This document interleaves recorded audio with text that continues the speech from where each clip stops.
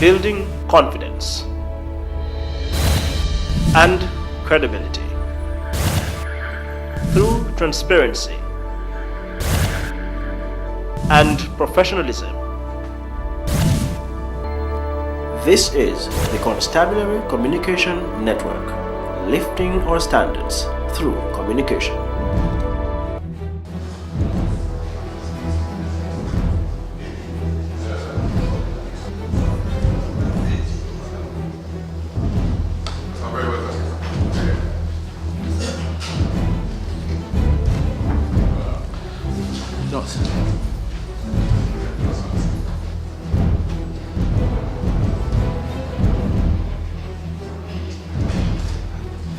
Again, I welcome you on behalf of the Jamaica Constabulary Force, especially the Commissioner of Police, to this press conference. It is sort of an annual ritual that we meet early in the new year to discuss what happened last year and to certainly look forward to the year that we are in. Thank you very much, Carl. Good morning again, ladies and gentlemen, and welcome. And let me just single out Brigadier Meade for a very special welcome, because the JDF has been with us all the way in mounting our counter gang and anti-crime strategies.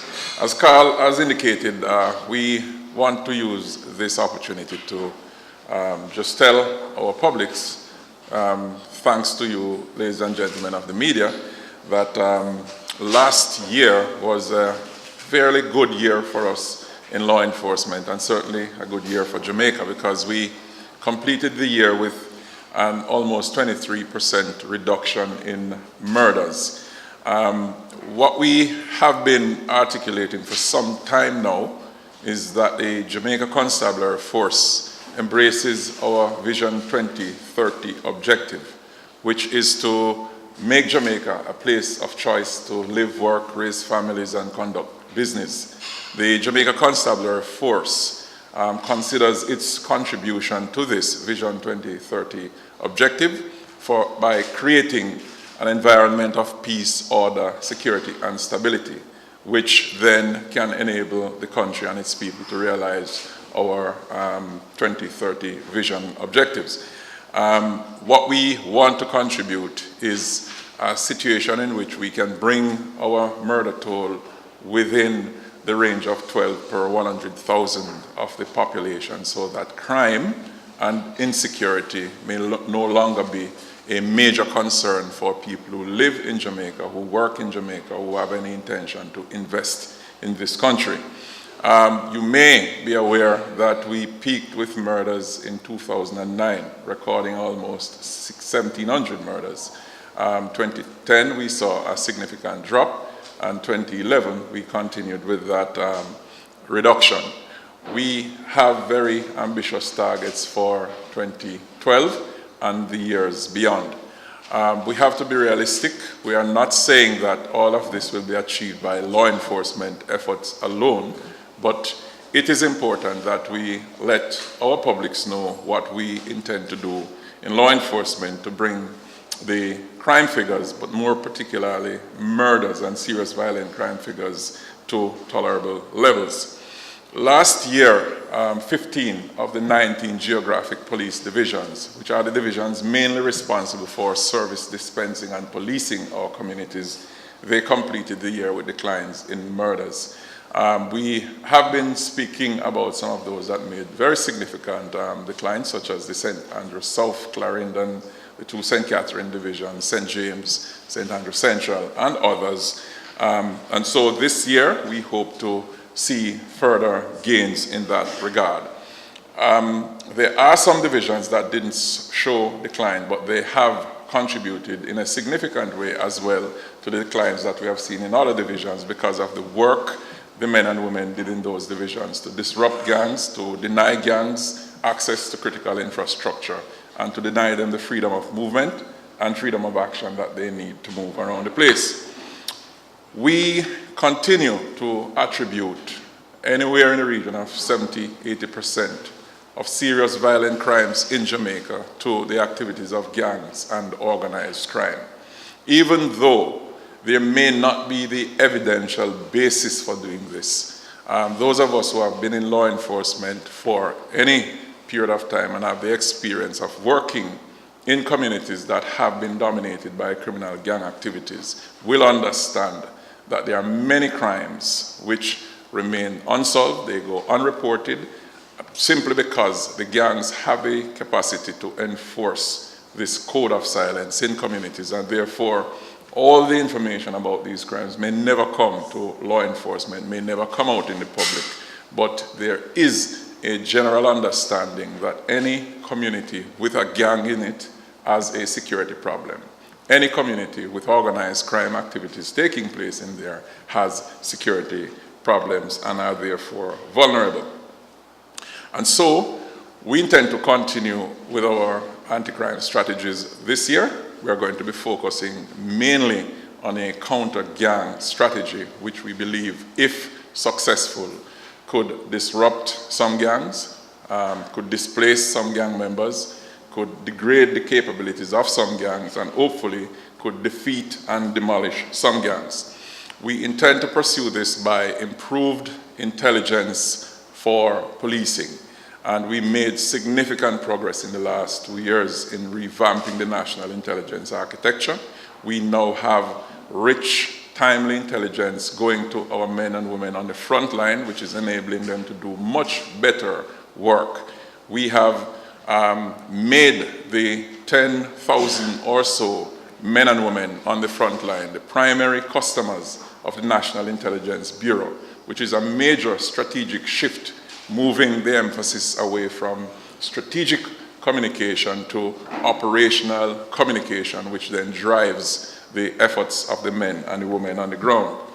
We have made significant improvements in our operations. We have quite a number of operations that are targeted on the gangs and organized crime. They involve, for example, anti-narcotics operation, counter-gun operations, a counter-gang, very robust counter-gang operations. We have linked investigations taking place. We have a street crimes operation, which is on most divisions. And we are expanding what we now refer to as a partnership strategy, which is the vehicle that we're using to engage our communities, getting greater support and collaboration from the citizens in the communities, especially those in which we have made significant inroads against the gangs. All of these we intend to continue during the current year, and we count on the support of the citizens in our various communities to be patient with us, because there are occasions when we are going to be doing extraordinary operations which could impinge on their own freedom to move around in their communities and enjoy the outdoors. We are heartened by the fact that, notwithstanding the significant gains we are making against the gangs, we are seeing as well significant reductions in police criminal confrontations. This is manifested in two ways. First of all, for the first time in almost 40 years, we completed a year without any policeman or woman being killed in the line of duty. We averaged 12-15 persons being killed each year for many years, and last year there was not one single member who died in the line of duty, and that is because of the improvements in our intelligence, the improvement in briefings, the improvements in the quality of information about crimes and the activities in criminal communities that have been fed to our members, improvement in the levels of deployment and supervision, improvement in accountability, better training, and our insistence that our members wear protective gears when they are going into dangerous situations. We are also observing a significant drop. I think it's around 69 fewer civilians being killed in police criminal confrontations last year, which is very, very encouraging because it fits in line with our strategic priorities of promoting respect for human rights and human dignity and measuring the extent of force that we use to counter attacks on our members and citizens. Very crucial to our effort has been the anti-corruption strategy, and we are into year one of the second 3-year strategic plan of the anti-corruption branch. Last year we saw significant increases in arrests and prosecution for corruption last year. We also saw 70% conviction rates in the criminal courts for cases where members are charged for corruption. We are firmly of the view that it is necessary to separate the Jamaica Constabulary Force from wrongdoing and criminality if we are going to be effective, if we are going to have the support and approval of the public, and if we are going to be worthy of public respect. Those efforts will continue. As you all know, last year was a very eventful year for us. We had a general election, we had Christmas, and we had New Year's celebration, all to police within a very short space of time. I am pleased to take note of the fact that the election has been commented on, not just by us, but by independent observers, as one of the most peaceful and orderly conducted in Jamaica for many years. In fact, CAFE is on record as saying it is the most peaceful in our history. Whilst we applaud the work of all involved in making this event as peaceful and dignified as it turned out to be, I have to issue special commendations to the officers, men and women of the forces, that is the Jamaica Constabulary Force, the Island Special Constabulary Force, the Jamaica Defense Force, and our rural police members, and as well the PSSAs who were employed to work on election day for a job well done. I am aware of the extent of planning and exercising that went into the conduct of the elections from the JCF and JDF side. In fact, we actually had one day when we mimicked the conduct of the election in the form of tabletop exercises which were conducted right across the country. And we put to the commanders in all areas all the problems, all the challenges that they could encounter on election day. And I'm very, very pleased at how seriously they took those exercises. So come election day, when the problems started to surface, nobody was unsure as to how to respond to them. I'm also delighted to note that there were very, very few, I think only 3 instances where we had reports of political misconduct on the part of members of the Jamaica Constabulary Force. This again is a very sharp departure from what used to obtain in the past. Those reports are under investigations. As soon as the investigations are completed, appropriate action will be taken.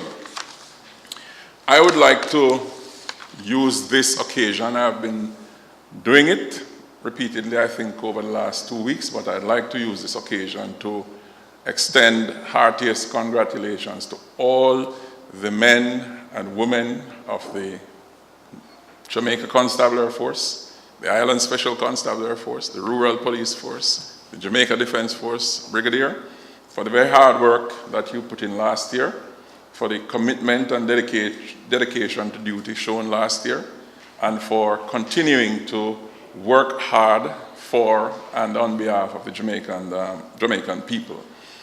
This year obviously started off a little rocky for us. I think we completed the first week of the month of January with 100 and maybe 40% increase in murders. I am pleased to say that the operational initiatives that we've put in place since then to counter that spike in murders have been very successful, and today we are reporting that the margin is just 17% above the same time last year, which means that we are bringing the figures back in line, and we remain optimistic that with the efforts that we're making, with the support of our publics and the policy support which the government has indicated its willingness to give to us, we will be able to achieve the kind of results that Jamaica looks to us for.